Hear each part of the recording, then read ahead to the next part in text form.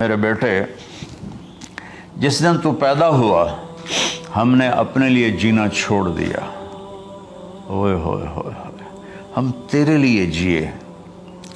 تیری ماں تجھے دودھ پلاتی تھی، میں تیرے لیے روٹی کے نوالے لاتا تھا۔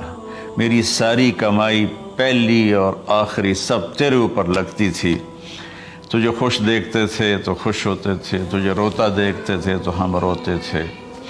وَإِذَا ذَاقَتْكَ بِالسُّقْمِ لَيْلَةً لَمْ أَدْلِ سُقْمَكَ إِلَّا سَاهِرًا أَتَمَلْمَلُ۔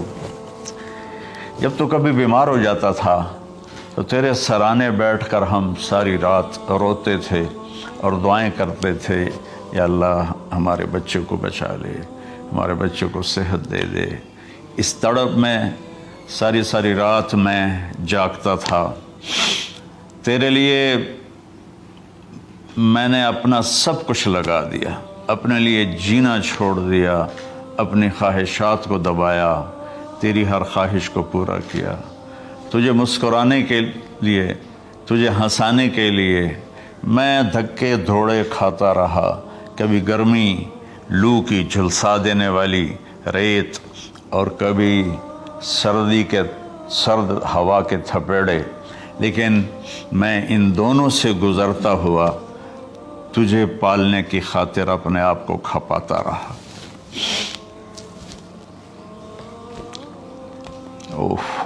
فَلَمَّا بَلَغْتَ السِّنَّ وَالْغَایَةَ الَّتِي إِلَيْهَا مَدَى مَا فِيكَ كُنْتُ أُؤَمِّلُ۔ بیٹا، میں نے اپنے ہڈیوں کا رس بھی تیرے اندر ڈال دیا۔ صرف کمائی نہیں، میں نے اپنے ہڈیوں کا رس تیرے اندر ڈالا۔ میں نے جو کچھ تھا تیرے اوپر قربان کیا۔ تجھے مسکراتا دیکھ کر میں اپنے غم بھولتا تھا، تجھے ہنستا دیکھ کر مجھے دکھ بھول جاتے تھے، اور پھر آہستہ آہستہ آہستہ میری ہڈیوں کا گودا، میری کمائی تیرے اندر گئی، اور تو ایک خوبصورت درخت کی طرح بڑھتا چلا گیا، بڑھتا چلا گیا، بڑھتا چلا گیا، بڑھتا چلا گیا، اور میری بڑھاپے نے کمر جھکا دی اور میں جھکتا چلا گیا، جھکتا چلا گیا۔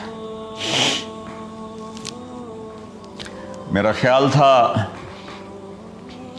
کہ جیسے میں اس کی انگلی پکڑ کے چلتا تھا، اب میری باری ہے، یہ میری انگلی پکڑ کے چلے گا۔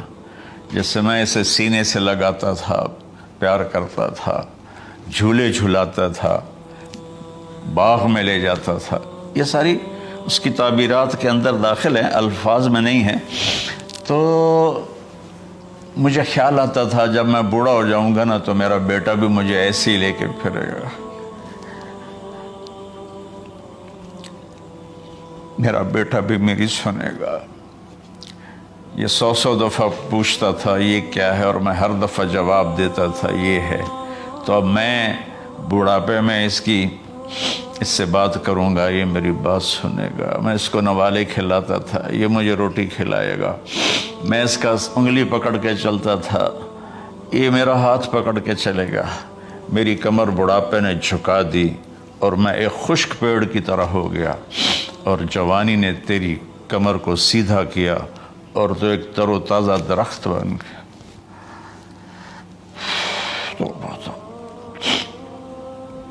تو مجھے خیال آیا کہ میں نے 20 سال اس بچے کو پالا ہے، ابھی اپنی ماں اور باپ کو دیکھے گا، لیکن ایک دم اچانک کیا ہوا؟ فَلَمَّا بَلَغْتَ السِّنَّ وَالْغَایَةَ الَّتِي إِلَيْهَا مَدَى مَا فِيكَ كُنْتُ أُؤَمِّلُ۔ جب تو اس عمر کو پہنچا جس میں ہماری امیدیں تیرے ساتھ لگ گئیں، ہمیں بڑھاپے نے بے آسرا کر دیا، اور تیری جوانی نے تجھے ہمت دے دی، تو اب ہمارا خیال آیا کہ اب یہ ہمارے ساتھ وہی کرے گا جو ہم نے اس کے ساتھ کیا۔ لیکن کیا ہوا؟ جعلت جزائی غلظة وفظاظة كأنك أنت المنعم المتفضل۔ تو اتنا بدتمیز ہوا، تیری زبان چھری بن گئی، تیرا رویہ زہر بن گیا، اور میری ساری زندگی کی محنت کا بدلہ تو نے مجھے نافرمانی سے دیا، بد اخلاقی سے دیا، بدتمیزی سے دیا۔ میں حیرت بھری نظروں سے تجھے دیکھتا رہا اور میں اپنی پچھلی 20 سالہ زندگی کو جھٹلاتا رہا کہ میرا خیال میں اس کا نوکر ہوں اور یہ میرا مالک، میں اس کا باپ نہیں، میں اس کا نوکر ہوں، کیونکہ ماں باپ کے ساتھ ایسا کوئی نہیں کرتا ہے، یہ میرا مالک ہے اور میں اس کا نوکر ہوں، اس لیے مجھے ڈانٹ رہا ہے۔ کتنے بچوں کو میں نے یہ کہتے سنا اپنے باپ کو، تو میرے واسطے آج تک کیتا کی، تو میرے واسطے آج تک بنایا کی، اور جو باپ بے بسی کی تصویر بنا ہوتا تھا وہ شکلیں بھی میرے سامنے ہیں۔ تو کمال کے اشعار، میں سوچ رہا ہوں جو میرا یہ حال ہے 1400 سال بعد کہ میرے آنسو نہیں رک رہے، تو اللہ کے نبی تو زار و قطار روئے تھے، داڑھی آنسوں سے تر ہو گئی تھی۔ کہا بیٹا جب تو نے میری ساری زندگی کی محنتوں کا بدلہ بدتمیزی سے دیا، گالی گلوچ سے دیا، دھکے دے کر باپ کو گھر سے نکال دیتے ہیں، تو بیٹا میں یہ سمجھا کہ تو نے ایک خواب دیکھا تھا، تو نے ایک خواب دیکھا تھا کہ تو باپ ہے اور یہ بیٹا ہے۔ اصل حقیقت یہ ہے کہ یہ مالک ہے اور میں نوکر ہوں۔ پھر آگے کہتا فَلَيْتَكَ إِن لَّمْ تَرَ حَقَّ أُبُوَّتِي فَعَلْتَ كَمَا الْجَارُ الْمُجَاوِرُ يَفْعَلُ۔ اچھا چلو بیٹا، تو نے مجھے باپ تو نہ سمجھا، چلو ایک پڑوسی سمجھ لو۔ عرب میں پڑوسی کا بہت خیال کیا جاتا تھا، اور یہ عرب کی شان تھی کہ اپنے پڑوسی کو وہ عزت دیتے تھے جو اپنے گھر میں ایک دوسرے کو عزت دیتے تھے۔ تو اس نے پھر اس کی طرف اشارہ کیا کہ اگر میں تیرا باپ نہیں ہوں، تیرے رویوں کو دیکھ کر تو یہی لگتا ہے کہ میں تیرا نوکر ہوں، تو میرا مالک ہے، تو چلو اتنا تو کر دے جتنا ایک پڑوسی کے ساتھ کرتا ہے۔ فَأَوْلَيْتَنِي حَقَّ الْجِوَارِ وَلَمْ تَكُنْ عَلَيَّ مِمَالٍ دُونَ مَالِكَ تَبْخَلُ۔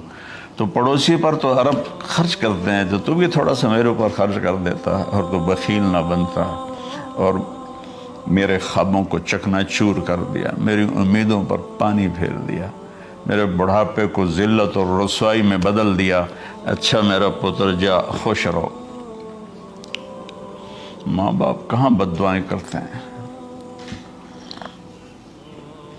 تو میرے نبی کی آنکھوں سے آنسو، یہ ساری داڑھی تر ہو گئی، تو آپ نے اس کے بچے کو گریبان سے پکڑا اور جھٹکا دے کر دھکا دے کر دفع ہو جا، انت و مالک لابیک، تو اور تیرا سب کچھ تیرے باپ کا ہے۔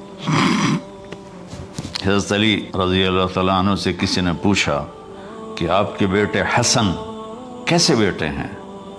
کہا حسن میرا وہ بیٹا ہے کہ جب میں چلتا ہوں تو میرے آگے نہیں چلتا، میرے پیچھے چلتا ہے، جب کہیں بیٹھنے کا موقع آتا ہے تو یہ پہلے نہیں بیٹھتا، پہلے مجھے بٹھاتا ہے پھر خود بیٹھتا ہے، جب کھانے پر بیٹھتے ہیں تو یہ روٹی کی طرف ہاتھ نہیں بڑھاتا جب تک میں نہ بڑھاؤں، یہ سالن کی طرف ہاتھ نہیں بڑھاتا جب تک میں نہ بڑھاؤں، میں کمرے میں ہوں تو یہ چھت پہ نہیں چڑھتا کہ میرے باپ کی بے ادبی ہو جائے گی۔ میں حالانکہ چھت پہ چڑھنا ضرورت کے لیے ہوتا ہے، لیکن قربان جائیں اہل بیت کے ایسے ہی اخلاق ہوتے ہیں، آل رسول ایسے ہی ہوتے ہیں۔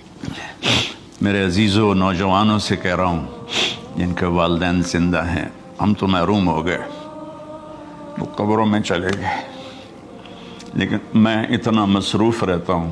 اب یہ کرونا کی وجہ سے گھر میں بیٹھے ہوئے ہیں، یعنی میری زندگی ایسے پہیے کی طرح گھومی ہے، اور پھر دل کی تکلیف، پھر اس کے ساتھ سر کا درد شدید، اس کے باوجود میں روزانہ 10 نفل اپنے باپ کے لیے پڑھتا ہوں، 10 نفل اپنی ماں کے لیے پڑھتا ہوں، اور 4 نفل اپنی خالہ کے لیے پڑھتا ہوں، کہ ساری زندگی سجدوں میں سر رکھ کے اس کا ثواب ماں باپ کو پہنچاؤں، تو ماں باپ کا حق ادا نہیں ہو سکتا۔